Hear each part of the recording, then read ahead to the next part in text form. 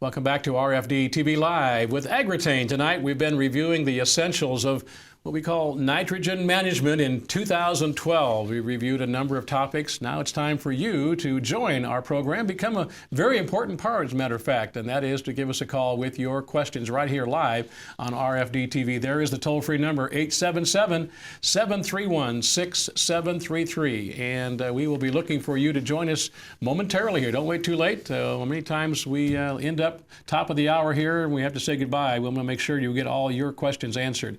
And by the way, if you're just joining us here or have joined us during the hour, this is part one of two parts here. AGROTAIN joining us twice this week with Commodity Classic coming to Nashville, Tennessee. We're back here on RFD-TV Live this Thursday, 10 p.m. Eastern, 9 Central Time. And again, more details about nitrogen management, nitrogen stabilization. We'll hear from Dr. Fred Below once again and more of his comments as well. And then on Friday, if you are coming to the Commodity Classic, or if you know someone who is, give them a call. Have them join us for a live taping of our next AGROTAIN program. That'll be happening on Friday during Commodity Classic, right there on the trade show floor, very near the lunch area. So about 11:30 Central Time on Friday morning, we'll be taping another program with our friends from AGROTAIN. So it's a great week to have them in studio twice and then joining them at Commodity Classic as well. We waiting for our first call in here, and while we do, questions that comes up, I think, Martin, you mentioned that, is where can viewers go to get AGROTAIN products and their dealer in their area? That's a common question when I talk to farmers, is they want to know how to get it, and they can get it from any of their fertilizer and chemical dealers that they currently do business with. It's widely available throughout the United States, and so it's easily accessible if they have interest, or they can call us or look up for us online and call their local AGROTAIN sales rep, and we will get them hooked up. Very good, and we'll be giving those websites addresses so you can be assured, viewers, between now and the end of our program. All right, telephone lines are open. Again, our telephone number, if you'd like to join us, is toll-free 877-731-6733. Again, lines open. Join us now. Talk to Greg or Martin here tonight on RFD-TV Live. Let's go to Ohio for our first call. Dean, you're up first. Thanks for calling and welcome. Welcome. You bet. Hi. Go ahead. I just wonder if there has been any trials yet between 30-inch rows and 20-inch rows, as far as loss, and the 20-inch rows shading the ground, helping to stabilize it. And is there any test yet? All right. Very good. Thanks for the call. Yeah, that's a great question, Dean. Researchers are looking at all different kinds of combinations. When we look at the closer row spacings, generally we're thinking about guys who are really trying to push that yield to the max. And so one of the things that Dr. Below is doing is he's looking at some row spacing experiments. But row spacing we really wouldn't think of as having a large effect on whether there's whether volatilization is a problem or not. True, the ground is somewhat more shaded, but in general, that's probably not a big factor compared to location of your application, how much residue is there, and then weather conditions after the time of application. Yeah, Martin, it is an interesting question. You're there in Illinois. There's a lot of different testing and different row spacing. Anything to add here to his question? Well, Dean's question is a good one, and we haven't seen any of that kind of research. At least I haven't seen. The research has been done on light interception with the row spacings and intercepting more light.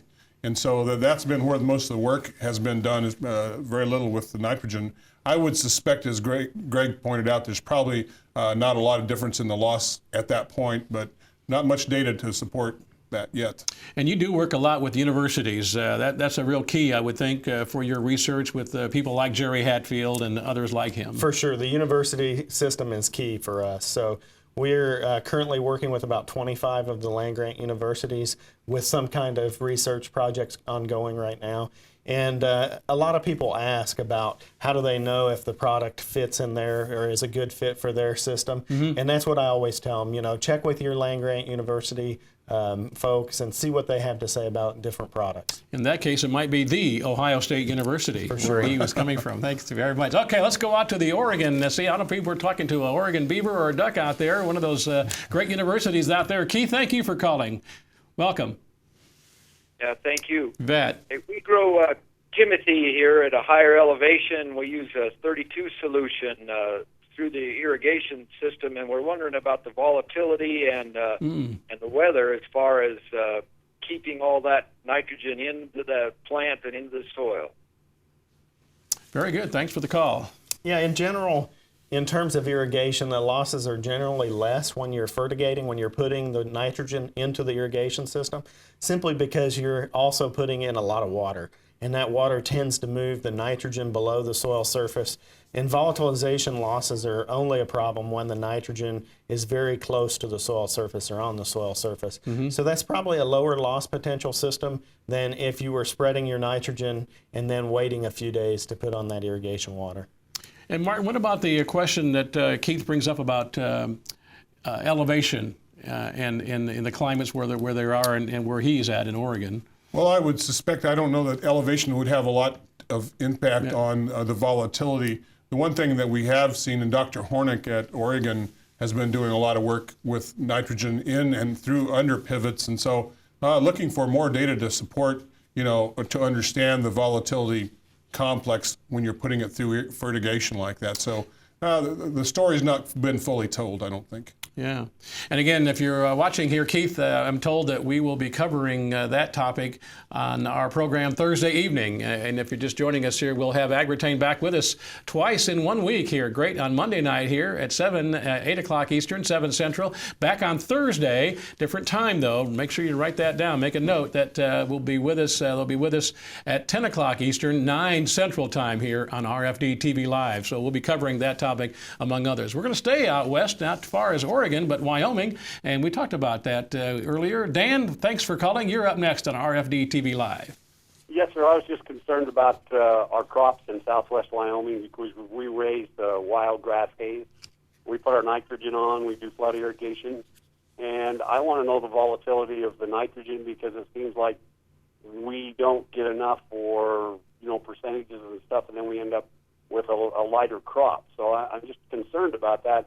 You spend a lot of money today in the nitrogen field. It costs a lot per acre to fertilize, and you would hope to get a gain of, 3 tons of the acre or better, and some of that ends up 1.5 tons. Yeah, now flood irrigation is a lot different than the center pivot system that we were just talking about. So flood irrigation is really a matter of how much time does it take to bring that flood water across the field. And so in general, most guys, it takes a while. It takes several days, maybe a week to get the water, to water that field fully. And so during that period, you can have significant losses of nitrogen from volatilization if you're using urea, and that's probably the most common source on Timothy hay. So for sure it can be a problem. The quicker you get it flooded, obviously the lower the volatilization loss potential. Martin, anything to add there? A couple questions there on the grasses. Well, the grass species really respond to feeding a more balanced combo. So if you can use a nitrification inhibitor like Super U or AGROTAIN Plus, depending upon your nitrogen source in that, we're seeing quite a good response to feeding that higher concentration of ammonium. And also, if in this flooding situation, to make sure you get the nitrogen down in the ground before it has a chance to volatilize. Very good. Appreciate those calls. And if you have a question, this is your time to call. And we do have some lines open. Let me give you the telephone number before we go back to our callers that are waiting here. Toll free is 877-731-6733.